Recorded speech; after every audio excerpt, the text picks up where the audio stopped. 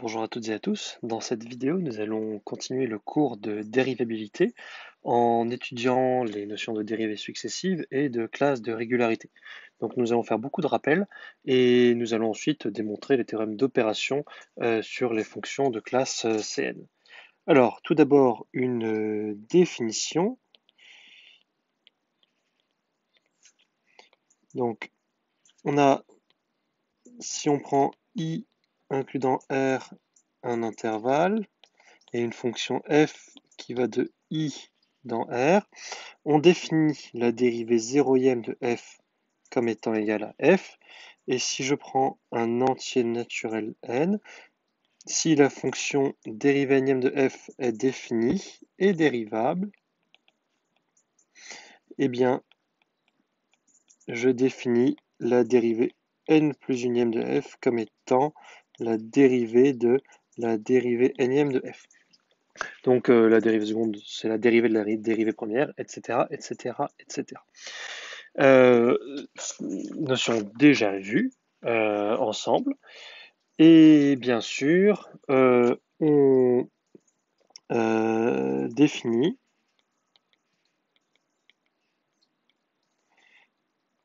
donc sur un intervalle i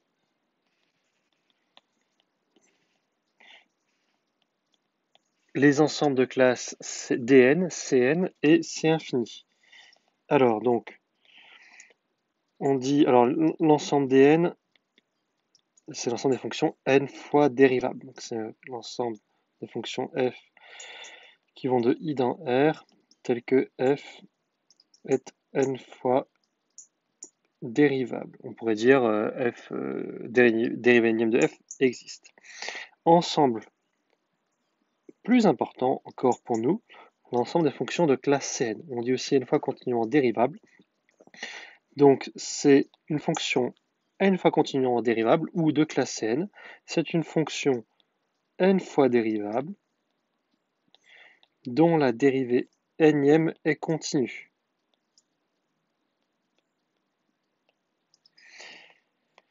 Et enfin, on définit l'ensemble des fonctions de classe C infinie ou infiniment dérivables comme étant l'intersection de tous les ensembles de classe Cn, et on montre très facilement, on va voir après avec les intersections, que c'est aussi l'intersection de tous les ensembles de classe Dn. Bref, une fonction de classe C infinie ou infiniment dérivable est une fonction qui est dérivable à tout ordre. Alors, il y a deux exemples fondamentaux qu'il faut bien retenir. Le premier, très simple, c'est donc la fonction valeur absolue qui est continue notamment sur R, mais qui n'est pas dérivable en 0.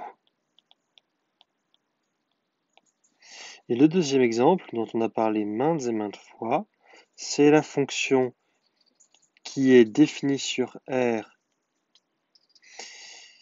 par x donne x carré sinus de 1 sur x hors de 0, prolongée par continuité en 0 par 0, donc qui vaut 0 si x égale 0, et bien cette fonction est dérivable sur R, mais sa dérivée n'est pas continue.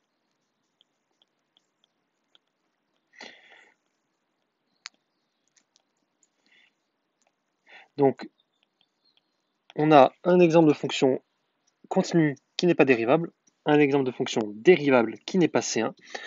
En primitivant successivement ces exemples, on a en primitivant n fois le premier exemple, on a un exemple de fonction de classe Cn, mais qui n'est pas n plus une fois dérivable. En dérivant n fois le deuxième exemple, on a un exemple de fonction qui est n plus une fois dérivable, mais dont la dérivée n plus unième n'est pas continue. Alors, tous ces exemples fonctionnent en 0, mais il suffit de se translater pour avoir cet exemple pas en 0. Et donc, ce que l'on a comme suite d'inclusion importante, c'est que si I inclus dans R est un intervalle non trivial,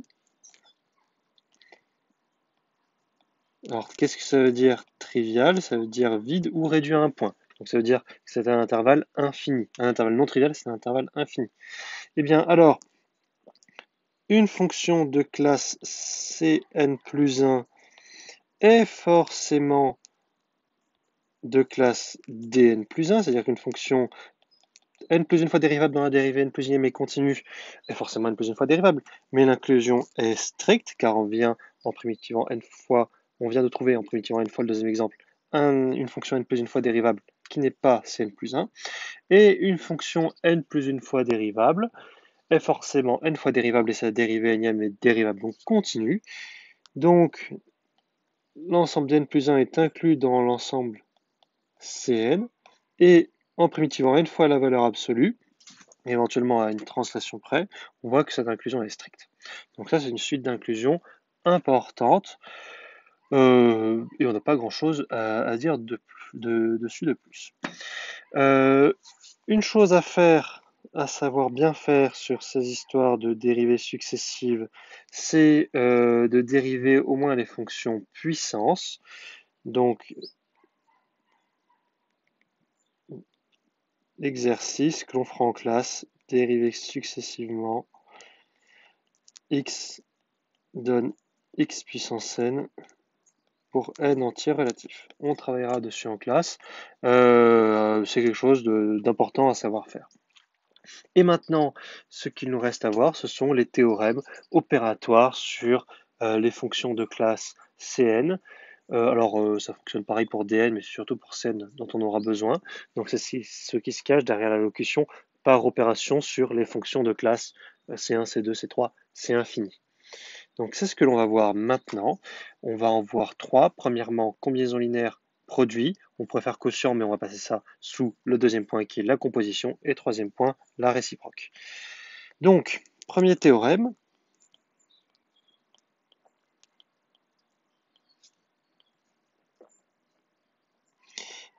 Si je prends I inclus dans R un intervalle, N un entier naturel, F et G deux fonctions qui vont de I dans R de classe Cn. Alors, premièrement, toute combinaison linéaire de f et de g est de classe Cn. Donc si je prends lambda mu dans R, lambda f plus mu g est de classe Cn. Et on a la dérivée énième de lambda f plus mu g qui est égale à lambda fois la dérivée énième de f plus mu fois la dérivée énième de g. Donc là c'est tout simple par linéarité de la dérivation. Et aussi, le produit fg est de classe Cn. Et on a la formule de Leibniz, qu'on a déjà vu dans le cours sur les polynômes.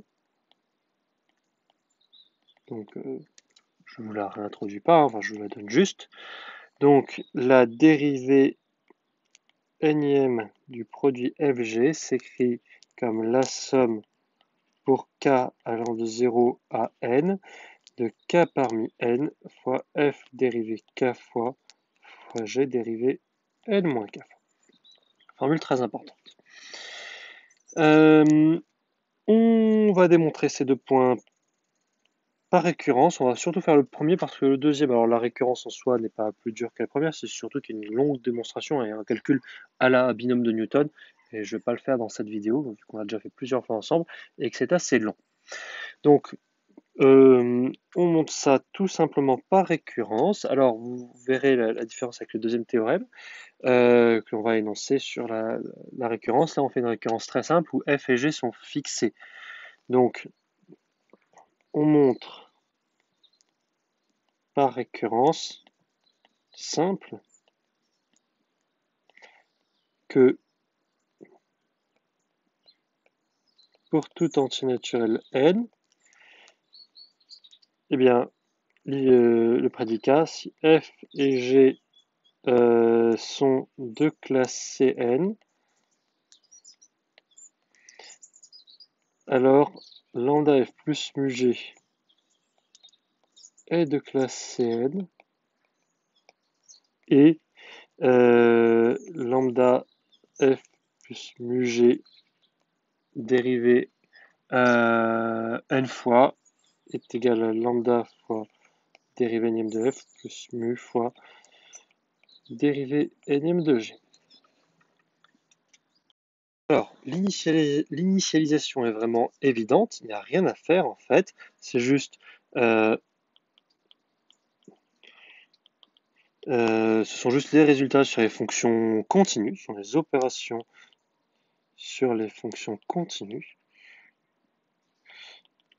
On dit juste donc une combinaison linéaire de fonctions continues et continues, puis dérivée 0 fois, il n'y a pas besoin. Donc je prends maintenant un entier naturel n. On suppose que si f et g sont de classe Cn, alors lambda f plus mu g est de classe Cn et la dérivée énième de lambda f plus mu g, c'est lambda fois la dérivée énième de f plus mu fois la dérivée énième de g. Et maintenant, on va montrer l'hypothèse au rang n plus 1. Donc, on suppose de plus que lambda f... Alors, pardon, c'est pas de plus, hein. On suppose que lambda f plus mu g est de classe Cn plus 1. Bien, notamment, lambda f plus mu g est de classe Cn. Donc on peut utiliser l'hypothèse de récurrence. Bon, donc par hypothèse de récurrence, lambda f... Pardon. Ah là là, excusez-moi. Pardon, excusez-moi, sur les hypothèses, on suppose que f et g sont de classe Cn plus 1. Donc f et g sont de classe Cn, excusez-moi. Donc par hypothèse de récurrence, lambda f plus mu g est de classe Cn. Et la dérivée énième de lambda f plus mu g, c'est lambda fois la dérivée énième de f plus mu fois la dérivée énième de g. On se répète beaucoup. Or, ces deux fonctions, dérivée énième de f et dérivée énième de g, sont de classe C1, donc dérivables.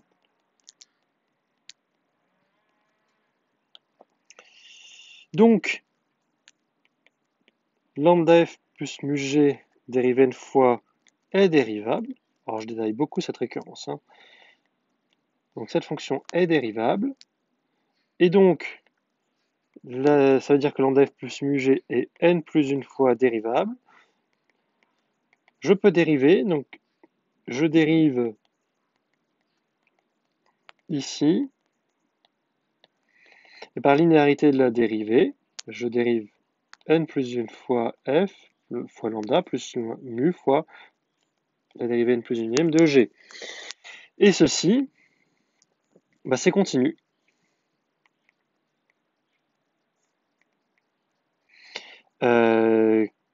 Donc car f dérivée n plus une fois et g dérivée n plus une fois sont continus. Donc,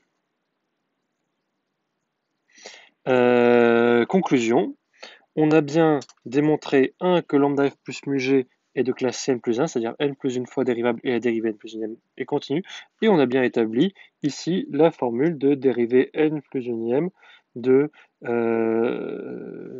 combinaison linéaire. Hein, donc d'où le résultat par récurrence. D'où le résultat par récurrence. Pour le produit, c'est exactement la même chose. Donc, c'est la même structure de démonstration avec en plus un calcul on va dire, à la binôme de Newton. Donc je laisse le faire en autonomie. Il n'y a pas grand-chose à dire dessus. Voilà pour ces deux résultats, on va dire, assez élémentaires. Maintenant, deuxième opération, l'opération de composition. Donc, on y va sur le résultat à énoncer. Donc, je prends I et J, deux intervalles de R. Je prends F qui va de I dans R, G qui va de J dans R. Et je vais pouvoir composer, alors, on va pouvoir composer, on va faire comme dans le poly, G par F. Donc, je veux que G de J soit inclus dans I. Et je veux que F et G soient de classe Cn. Alors, eh bien alors, la composée de F par G, de G par F, pardon, est de classe Cn. Alors, on démontre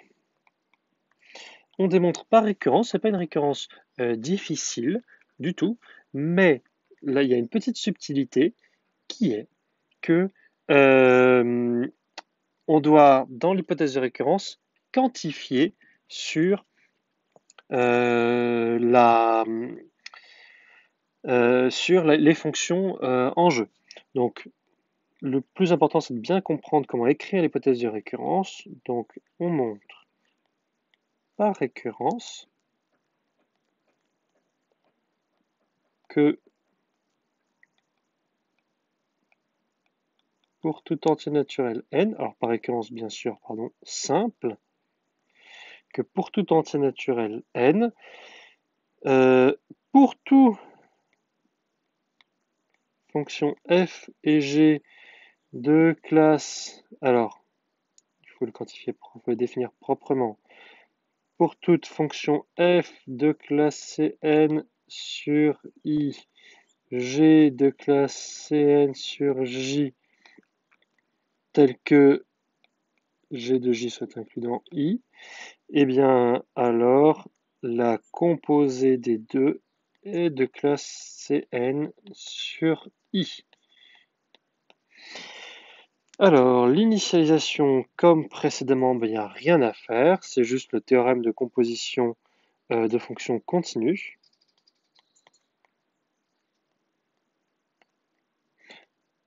Donc, être de classe C0, ça veut dire juste être continu, je le rappelle.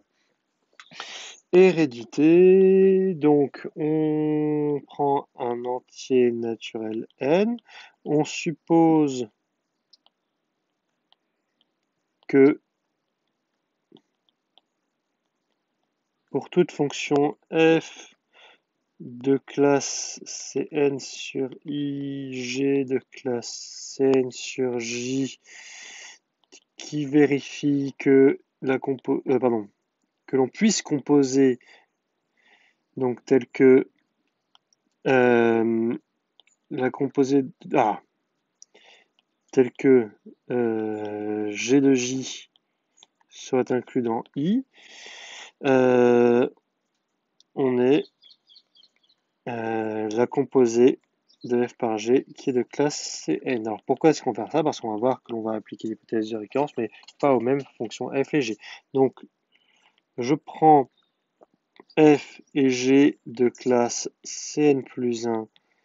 Alors pardon, encore une fois, il faut l'introduire proprement. Donc f de classe Cn plus 1, g de classe Cn plus 1, tel que je puisse composer. Je le fais vraiment en entier. Alors, que dire d'une composée? Eh bien, premièrement, comme f et g sont de classe Cn plus 1 et n plus 1 est supérieur ou égal à 1, donc f et g sont dérivables. Donc la composée des deux aussi.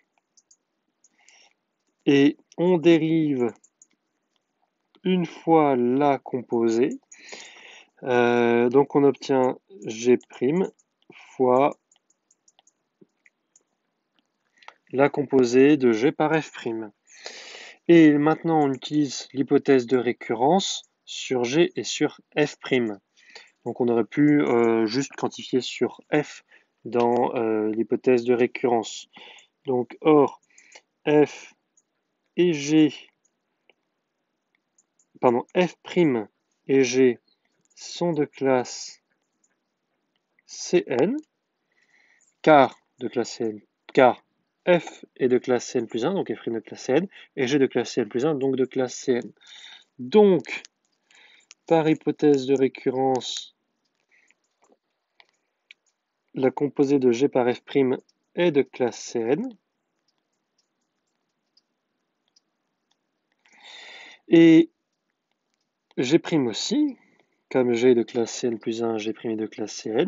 Donc, par produit,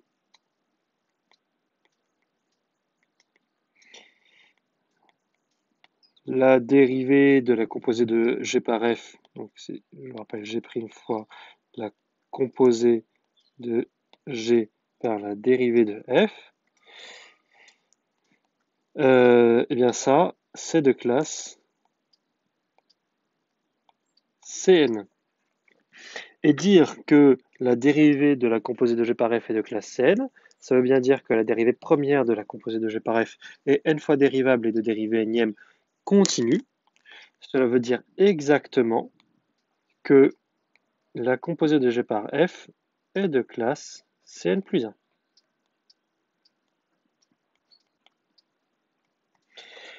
Et puis donc, d'où l'hérédité, d'où le résultat par récurrence. Alors, on peut discuter, on peut réfléchir un petit peu à pourquoi est-ce que nous avons dû adapter un type de récurrence différent dans ce résultat-là par rapport à ces résultats-là. Je vais y réfléchir quelques secondes, mettre en pause la vidéo éventuellement, si vous voulez la réponse, pas je vous le donne maintenant. Eh bien, c'est parce que là, dans ces deux premiers résultats, on avait une formule. Donc on a pu supposer la formule au rang n et dériver une fois. Ici, on n'avait pas de formule. Donc on a dû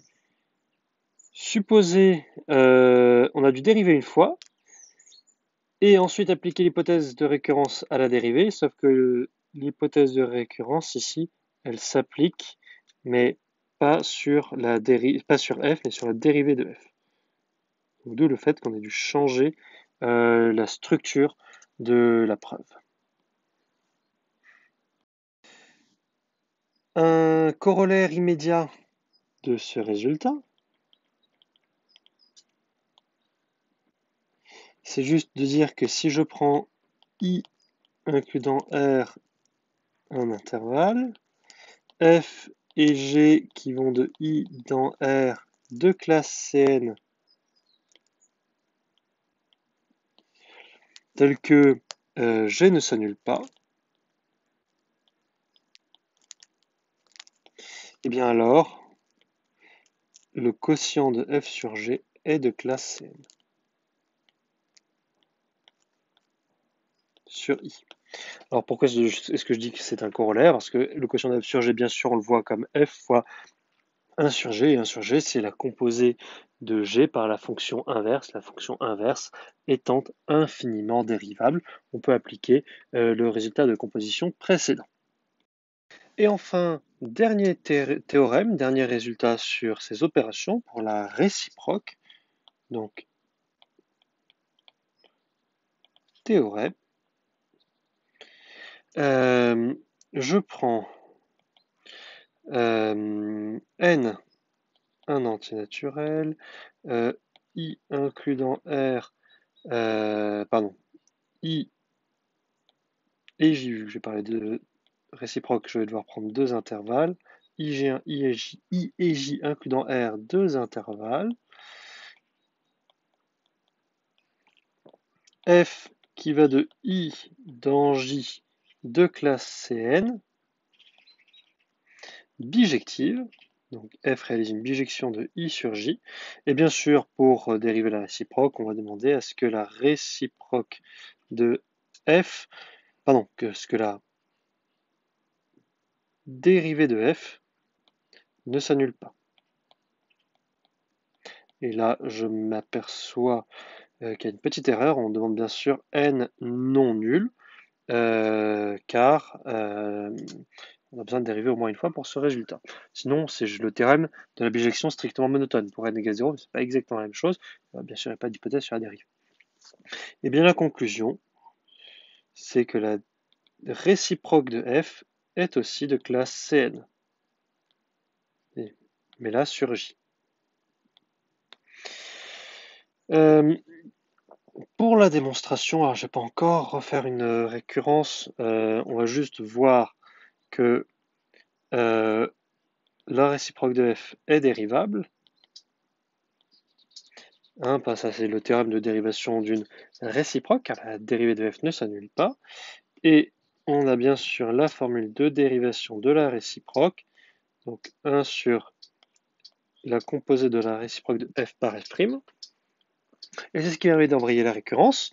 Si je suppose que la réciproque de f est de classe Cn plus 1, si je suppose pardon, que f est de classe Cn plus 1, par hypothèse de récurrence, la réciproque de f est de classe Cn, la dérivée de f aussi, quand on effectue la récurrence. Donc leur composé par le théorème précédent est de classe Cn, et 1 sur, quand on compose par la fonction inverse, on obtient encore quelque chose de classe Cn, donc la dérivée première de la réciproque de f est de classe Cn, donc la réciproque de f est de classe Cn plus 1. Voilà, je vous ai fait à l'oral l'hérédité. Je vous laisse rédiger la récurrence. Donc c'est un peu la même structure que dans la démonstration précédente, c'est-à-dire que l'on dérive une fois et on applique l'hypothèse de récurrence sur cette chose-là, sauf que c'est un peu plus simple que la récurrence précédente, au sens où on n'a pas besoin de quantifier sur la fonction dans l'hypothèse de récurrence. Donc c'est un peu plus léger à rédiger. Alors on va terminer cette vidéo par juste une petite remarque très élémentaire. C'est juste de dire qu'on a fait ça pour classe Cn, mais ça marche tout de la même manière pour deux classes Dn, mais on l'utilisera moins. Et surtout, c'est aussi vrai pour la classe C infini. Donc une combinaison linéaire, un produit, une composée de fonctions de classe C infini est toujours de classe C infini. Un quotient de fonction de classe C infini dont le dénominateur ne s'annule pas est toujours de classe C infini. Et la réciproque d'une fonction de classe C infini bijective dont la dérivée ne s'annule pas est de classe C infini. Donc tout ça, on le cache souvent sous le vocable, sous la locution par opération sur les fonctions de classe C infini, ou par opération sur les fonctions de classe Cn, ou par opération sur les fonctions de classe Dn. Bref, ce sont les mêmes choses que pour les fonctions continues ou dérivables. Il n'y a pas de différence dans les énoncés de théorème. Donc que retenir ça serait bien de retenir la formule de Leibniz, et ce serait bien de retenir que l'on fait des récurrences, et surtout que à certains moments, on doit quantifier sur les fonctions dans les récurrences ici. À part ça, on va dire, vous n'aurez aucun problème pour utiliser tous ces résultats parce que ce sera complètement transparent. Voilà pour cette vidéo.